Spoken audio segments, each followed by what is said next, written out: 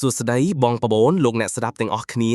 ជួបគ្នាជាមួយកម្មវិធីជួបផ្ទាល់និយាយពិតសារជាថ្មីម្ដងទៀតហើយបាទថ្ងៃនេះខ្ញុំមានរឿងចំនួន2ចែកជូនបងប្អូនលោកអ្នកស្ដាប់ទាំងអស់គ្នាស្ដាប់កំសាន្តបាទឥឡូវកុំឲ្យបងប្អូនចាំយូរចូលមកដល់រឿងទី1សម្រាប់ថ្ងៃនេះមានចំណងជើងថាខ្មោចស្រោចផ្កា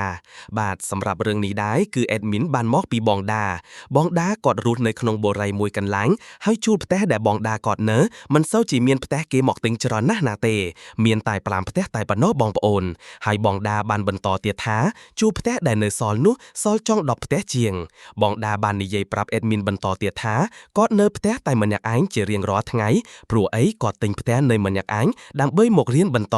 គាត់ថាគាត់មិនមែនញាក់មានទេអាម៉ាអាកុងគាត់បានញាក់មានដោយសារការស្រឡាញ់បងដាជាចៅអាម៉ាអាកុងរបស់បងក៏ទិញផ្ទះបូរីមួយកន្លែងឲ្យបងដាដើម្បីរស់នៅហើយខំរៀនរហូតឲ្យចប់ឆ្នាំមានការងារធ្វើបង្កើតគ្រួសារទៅថ្ងៃមុខកុំឲ្យពិបាកកូនគេនេះជាពាក្យដែលអាម៉ាអាកុងរបស់បងដាបាននិយាយមកកាន់បងដាមុនពេលទៅផ្ទះឲ្យគាត់បងដាបាននិយាយទៀតថាគាត់តែងតែងើបម៉ោង6ព្រឹកស្រោចផ្ការាល់ថ្ងៃមុនពេលចេញទៅសាលាបងដាគាត់ប្រាប់ថាគាត់ចូលចិត្តគេងនៅខាងក្រោមយន់លើគាត់ទុកចោលមួយអាទិត្យបោះសម្អាតម្ដងគាត់ថាខ្ជិលឡើងផងទេនៅក្រោមស្រួលផងនៅថ្ងៃមួយបងដាកំពុងតែដេកលក់គាត់ចាំបានថាម៉ោង4ព្រឹកគាត់ក៏បានឮសំឡេងគេស្រោចផ្កាគាត់ក៏និយាយក្នុងចិត្តថាចុំអ្នកណាក្រោមស្រោចផ្កាឲ្យឯងតាំងពីម៉ោង4ពូបងអ្នករត់ហាត់ប្រាណទេដឹងគាត់ក៏ដាច់ចិត្តក្រោកមើលបងដាគាត់ថាមើលអស់ហើយឆ្វេងស្ដាំអត់មានឃើញសំបីតែមនុស្សម្នាក់គាត់ឃើញបែបនេះហើយក៏រត់មកដេកវិញយ៉ាងលឿនរហូតដល់ព្រឹកគាត់ក៏ទៅសាលារៀនធម្មតាមួយអាទិត្យក្រោយមកសំឡេងស្រោចផ្កាក៏កត់ឡើងម្ដងទៀតបងដាក៏ថាលើកនេះគេចង់មកប្រាប់អីឬមួយគេចង់បានអីពីយើងក៏មិនដឹងពេលយប់ឡើងបងដាក៏ដេកធម្មតាដល់ម៉ោង4ដដែលដូចលើកមុនចឹងបងប្អូនគឺថាមានឮសំឡេងស្រោចផ្កាបងដាគាត់ក៏រត់ទៅមើលបងដាថាអត់មានមនុស្សទេគាត់ក៏មិនភ័យអីដែរគាត់គិតថាមានពូគាត់ស្គាល់ស្រោចផ្កាឲ្យគាត់អីចឹងណាបងប្អូនដោយសារវិកាតឡើងពីដងហើយបងដាក៏មិនអស់ចិត្តក៏ទិញកាមេរ៉ាដាក់មុខផ្ទះតែម្ដងរំលងបាន3ថ្ងៃនៅយប់ម៉ោង4ម៉ោងចេញពីការថតចេញពីកាមេរ៉ាមុខផ្ទះរបស់បងដាក៏ថាមកស្រោចផ្កា3ដងម៉ោងដដែលគេទៅចិត្តល្អណាស់អត់ប្រៅថងហានៅពេលកំពុងដេកនឹងគាត់ឮសំឡេងបានទឹកស្រោចផ្កាគាត់ក៏លែងរត់ទៅមើលទៀតហើយដល់ម៉ោង6:15នាទីព្រឹកបងដាគាត់បានដោនយកវីដេអូទុកកាលពីយប់មិញបងដាគាត់ថាដោនវីដេអូយកពីម៉ោង3គាត់ចង់ដឹងអ្នកណាមកស្រោចផ្កាឲ្យគៀត